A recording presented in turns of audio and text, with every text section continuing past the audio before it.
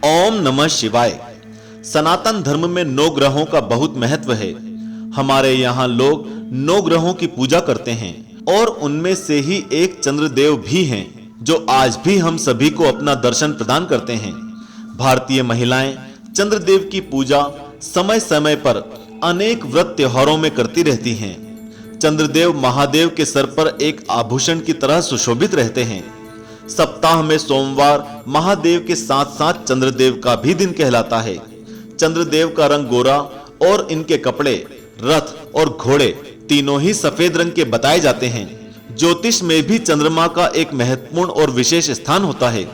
चंद्रमा को मन का कारक ग्रह कहा जाता है।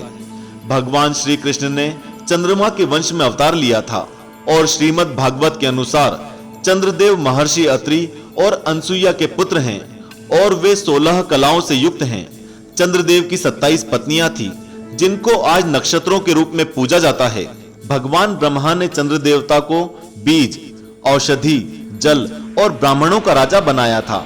दोस्तों, आज साइंस ने इतनी उन्नति कर ली है कि हम चंद्रमा पर भी 50 साल पहले ही पहुंच गए थे।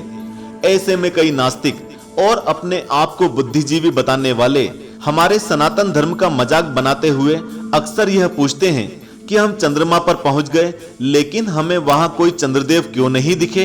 तो आज हम इसी बात पर हमारे वेदों में लिखे गए ज्ञान के अनुसार उत्तर देंगे।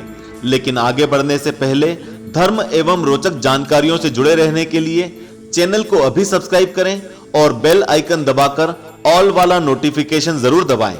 दोस्तों, जिस प्रकार से एक मृत शरीर में आंखें होते हुए भी वह देख नहीं सकता, हाथ होते हुए भी वह अपने हाथ नहीं हिला सकता और पैर होते हुए भी वह चल नहीं सकता, क्योंकि उससे आत्मा जा चुकी है। साइंस आत्मा नहीं मानता, लेकिन वह यह भी नहीं बता सकता कि मृत व्यक्ति में ऐसी क्या कमी है जो वह आम इंसान की तरह नहीं रह सकता।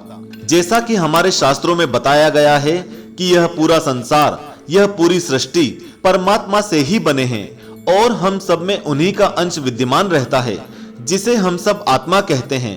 उसी प्रकार सभी देवता भी परमात्मा से ही उत्पन्न हुए हैं और उनको अलग अलग कार्य दिए गए हैं। सारे ग्रह, नवग्रह देवताओं के पिंड स्वरूप हैं, जो यहाँ हमारे जीवन को बनाए रखते हैं।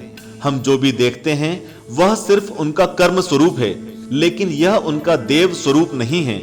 जब आप श्रद्धा के साथ उनको देखने का प्रयास करेंगे तो आपको चंद्रदेव से मिलने के लिए चंद्रमा तक जाने की मेहनत नहीं करनी पड़ेगी, बल्कि वह खुद आपके सामने आ जाएंगे। ठीक इसी प्रकार हवा, वायु, अग्नि, पृथ्वी सभी देव और देवियों के कर्म स्वरूप हैं, जिसे इंग्लिश में कार्मिक बॉडी कहते हैं। दोस्तों, जब तक हमें किसी के बारे में पूरा ज्ञान ना हो, तब तक हम उस पर एक राय नहीं बना सकते। किसी के बारे में एक राय बनाए बिना खोज करते रहना ही वैज्ञानिक रास्ता होता है ना, कि जिसके बारे में जानते नहीं उसको नकार देना ही वैज्ञानिक रास्ता कहलाता है। भगवत गीता में भी भगवान श्री कृष्ण ने अर्जुन को आत्मा के विषय में बहुत अच्छे से समझाया। श्री कृष्ण ने भी कहा है कि आत्मा अजर और अमर है, उसे ना तो काटा जा सकता है, ना जलाया जा सकता है और ना ही उसकी कभी मृत्यु होती है, क्योंकि मृत्यु तो सिर्फ शरीर की होती है। और हम जो अपने आप को समझते हैं और एक दूसरे को पहचानते हैं, वह सिर्फ शरीर के रूप में है। और ये स्वाभाविक भी है, क्योंकि इसी को परमात्मा की माया कहा गया है। लेकिन जो व्यक्ति भक्ति और ज्ञान के माध्यम से सच को जान लेता है, वो ये भली भांति जानता है कि ये दिखने और स्पर्श करने वाली चीज मात्र एक नश्वर शरीर है, जिसे वेद और पुराणों में पिंड के रूप में बताया गया है। और आप केवल श्रद्धा एवं भक्ति से पाए ज्ञान चक्षुओं से ही आत्मा को देख और महसूस कर सकते हैं। तो दोस्तों, अब आपको समझ में आ गया होगा कि जिस चांद पर मनुष्य उतरे वह सिर्फ चंद्रदेव का कर्म स्वरूप है, यानी कि कार्मिक बॉडी। और हम अभी भी कर्म स्वरूप चंद्रमा को पूरा नहीं जान पाए हैं।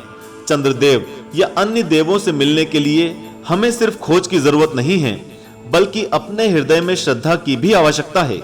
तो आप इस विषय में क्या सोचते हैं, हमें कमेंट करके जरूर बताएं और वीडियो को अभी लाइक कर 10,000 लाइक का हमारा टारगेट पूरा करें और अपने प्रियजनों के साथ शेयर कर चैनल को सब्सक्राइब करें।